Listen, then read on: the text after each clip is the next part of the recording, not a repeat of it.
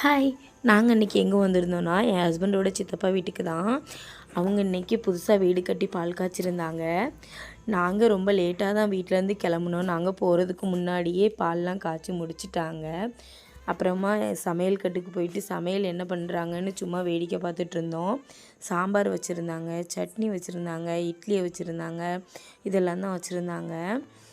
அப்புறமா ஒரு அண்ணன்ட்ட போய் சும்மா என் ஹஸ்பண்ட் காமெடி பண்ணிகிட்டு இருந்தாங்க.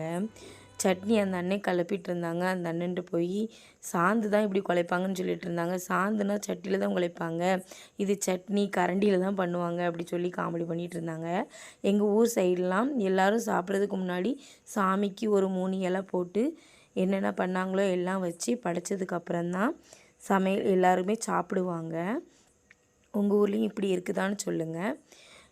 இவங்க தான் இந்த வீட்டோட ஓனர். சும்மா பேசிட்டு சிரிச்சிட்டு இருந்தாங்க. அப்படியே நாங்களும் பந்தியில் உட்கார்ந்து சாப்பிட்டுட்டோம். மதியம் சாப்பாடு சாப்பிட முடியல. எங்கள் அப்பாவை ஹாஸ்பிட்டல் கூப்பிட்டு போக வேலை இருந்துச்சு. அங்கே கிளம்பிட்டோம். பாய்.